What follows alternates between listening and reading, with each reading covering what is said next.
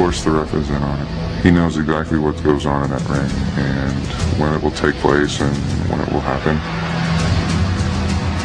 The referee begins every match with a search for foreign objects. Of course, the ref never finds anything. Why should he? He's in on the scam. Guys, go back to your corners. The real purpose of the shakedown is to give the ref time to pass on last-minute instructions from the booker to his wrestlers. Let's turn on our secret microphone. Hear it from the ref himself. We're going to need a couple extra minutes in the main event, okay? So we need you to jumpstart the crowd a little bit. Jump the guy at the bell. We need a couple extra minutes for the main event here. He's going to jump you at the bell, okay? Guys, go back to your corners. Come on, let your man out of the corner. Referee is every bit as important as the two wrestlers are. But the more you're aware of him, the poorer he's doing his job. When wrestlers can't communicate directly with each other, the ref acts as the messenger. This is known as passing a move. Listen as the ref relays the secret information. Hey, come on. Let your man out of the corner. Open that. Let the man out of the corner. Come on, let the man out of the corner. Move. How you doing, buddy? Move. The ref slips out of the way at the last minute, and no one is the wiser.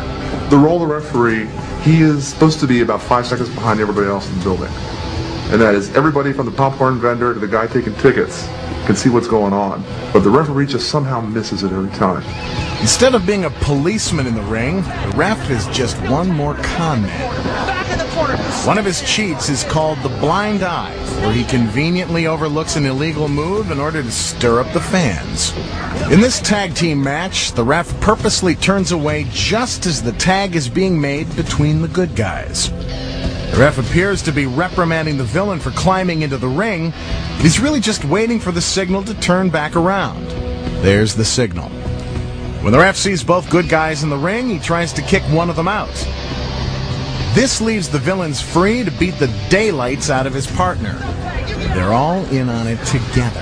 When fans see the good guy being pummeled behind the ref's back, they become enraged. The crowd then, because they've seen this, they get mad at the referee. They're mad at the heel wrestler because this great injustice has happened and there's nothing they can do about it, just like real life. The ref also serves another underhanded purpose. He paces the action in the ring, making sure the fans' blood pressure rises to a boiling point at just the right moment. Of course, there's a trick to how he does it. The ref is secretly given directions by the ringside announcer, who is constantly monitoring the excitement level of the fans. If the crowd is hot, a discreet two-finger signal tells the ref to let the action continue for 10 more minutes.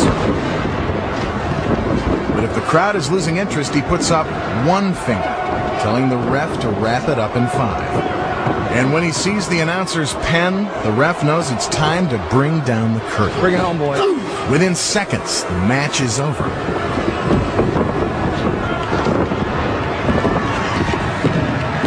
And the third man in the ring has successfully carried out his secret mission.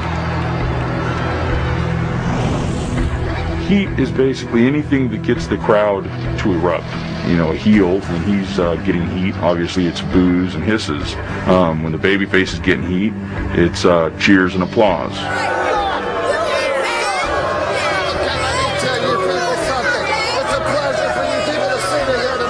I'm there to entertain fans, and I entertain the fans by making them hate me and love the baby. One of the best ways for a wrestler to make sure the fans will cheer the hero and boo the villain is to use the microphone to provoke the crowd. They call this cheap heat because it's an easy way to get the fans riled up. To be honest, to have thousands of people booing and cheering and hissing you is a lot of fun because you've done your job well. Another surefire trick to generate heat is by brawling, climbing out of the ring and taking the action up close and personal. A lot of wrestlers brawl. That's their way of exciting the crowd, and it does get them on their feet. A lot of people like to see brawling. It's violent. Wrestlers slap each other's bodies with their forearms to make the fight sound real. Now they've got the crowd in the palms of their sweaty hands. But there are other ways to stir up the fans, like enlisting the help of the wrestler's girlfriend. Come on, get him! Get him, She sees me in trouble. I mean, she'll grab the guy's foot. I then kick him in the back, throw him out of the ring. Step back. Then I will grab the referee and I'll say, yo, what is your problem? Why don't you leave me alone? In the meantime, I'm chit-chatting. My girl is laying that man a beating outside, which is helping me. Step back. Step back. And once I notice she's done doing her job, I'll tell me to turn around. Turn around. See her standing there in the corner, not doing anything.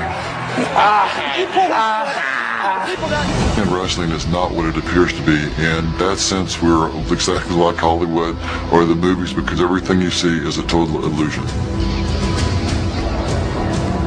From the moment the wrestlers enter the arena, their plan is to work the crowd. The villain's job is to act as despicable as he can. He wants the crowd to really hate him. There's no better way to turn up the heat than the old autograph bit. It's a piece of business that makes the fans despise the villain for tearing up a little kid's autograph book.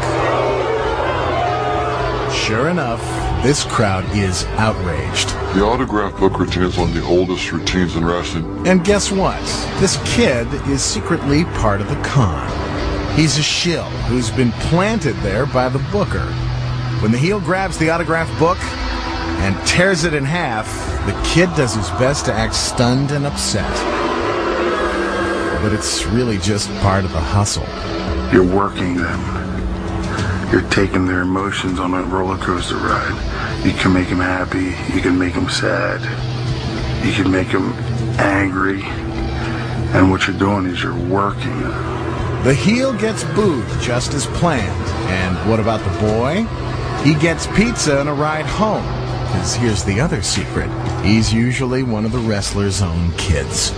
Everything is under our total control from the minute we walk in the ring until the minute we leave the ring.